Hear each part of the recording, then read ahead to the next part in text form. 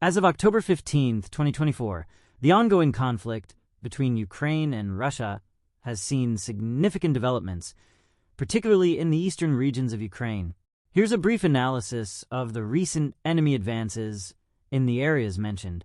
Nevske. The village of Nevske, located in the Luhansk Oblast, has been a focal point of military activity. Recent reports indicate that Russian forces have made incremental gains in this area, likely aiming to secure a strategic foothold that could facilitate further operations towards the city of Donetsk.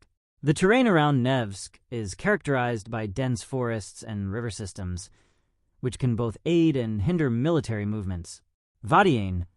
Situated near the front lines in the Donetsk region, Vodyane has witnessed increased hostilities. The area is critical due to its proximity to the city of Mariupol and the Sea of Azov.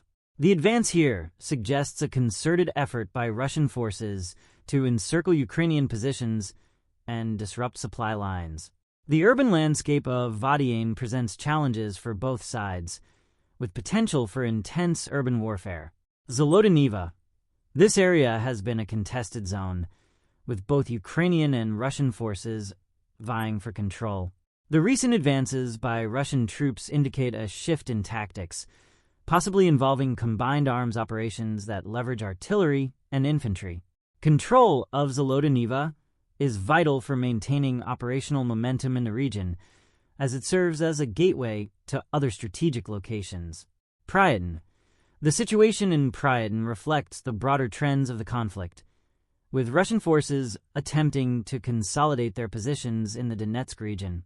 The village's capture could provide a launching pad for further offensives towards key urban centers. Analysts suggest that the fighting in Pryiutne may be indicative of a larger strategy to destabilize Ukrainian defenses in the area. Russian military forces have been continuing their counteroffensive in the Kursk region for 5 days, where, according to preliminary data, Ukrainian forces have lost about a quarter of the territory they had captured. Since the beginning of October, the armed forces of Ukraine AFU have lost control over more than 120 square kilometers, according to information from the Osin Project Deep State, which is considered a reliable source. Estimates of the successes of the Russian troops vary. The commander of the Akhmet Special Forces, Zolota, claims that Russia has liberated about half of the occupied territories. However, his statements are often questioned. Deep State reports that over the past week, Russia has regained control of more than 13% of the previously captured territory. Currently, Ukrainian forces control about 660 square kilometers in the Kursk region, while another 360 square kilometers remain in a gray zone. In the Donetsk region, Russian troops have destroyed Toretsk, turning it into a desolate ruin. The press secretary of the operational tactical group Luhansk reported that there are no intact houses or shelters left in the city. The situation around Chasiv Yar is also deteriorating, with constant attempts by the enemy to break into the city and its surroundings. Analysts suggest that Chasiv Yar will soon become a focal point in the media as the fighting continues. Ukrainian paratroopers seek revenge after Russian Marines execute drone operators.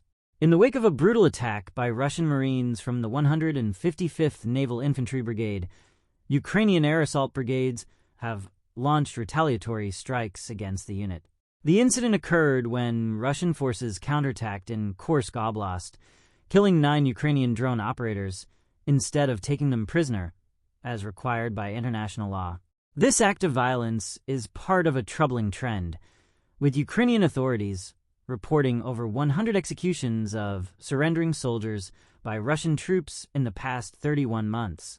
In response to the killings, Ukrainian units, particularly the 82nd and 95th Air Assault Brigades, have been actively hunting down members of the 155th Brigade.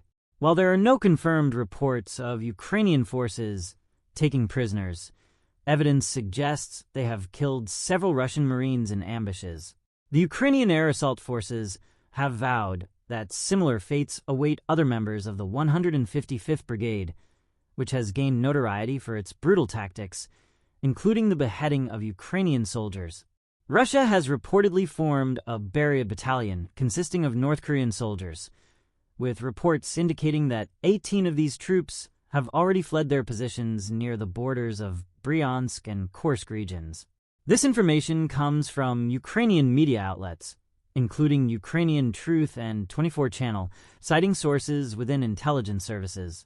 The desertion occurred approximately 7 kilometers from the Ukrainian border, although the reasons behind the soldiers' escape remain unclear. The Russian military is currently searching for the missing personnel. Sources from 24 Channel also revealed that the North Korean soldiers were stationed with the 11th Separate Airborne Assault Brigade of the Russian Army, which is estimated to have around 3,000 personnel. Additionally, it is reported that Russia is supplying this newly formed battalion with firearms and ammunition, and there are indications that they may be deployed for combat operations near Sudza and Kursk,